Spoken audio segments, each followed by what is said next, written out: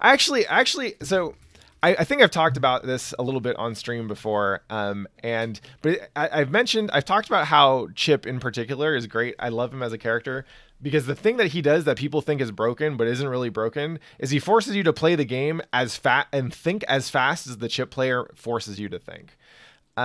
Which is cool. I think it's really cool that a character is able to do that, right?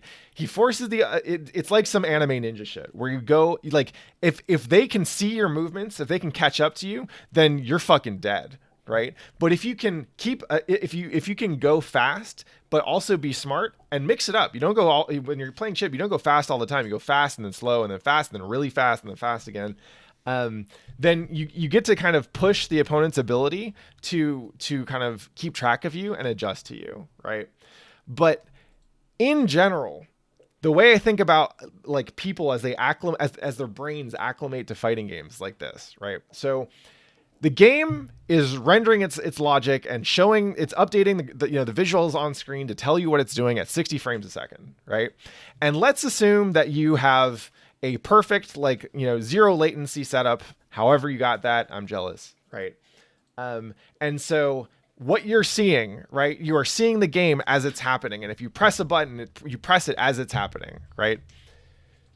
You're still operating, if you're new to a game, you're still operating with a certain amount of built-in brain lag, right? And the way it works is like this.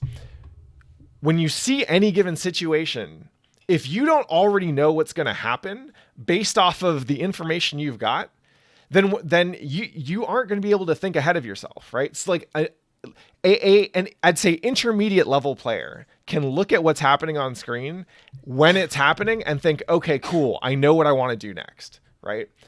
And an advanced player can see like an attack in its startup frames, see the opponent's attack in its startup frames and think, okay, cool, my attack's going to win this. I already know this because I know how these attacks interact and I know the timing of them, right?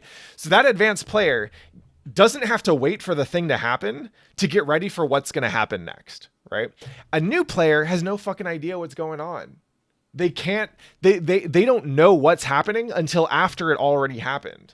And so their brains are feeding them like information about what's happening in the game, like 15 or 20 frames late, which means they can't act until they've processed that information. Right.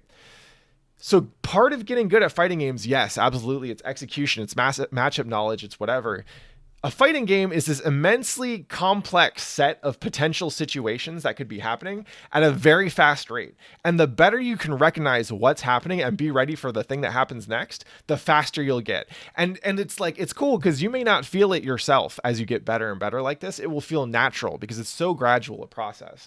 But when someone plays you and they don't have the experience, they don't have the practice and the knowledge that you have, you feel like you're moving far faster than another human can move. And that's what I fucking love about fighting games. Anyway, we're one game in, so let's get back in.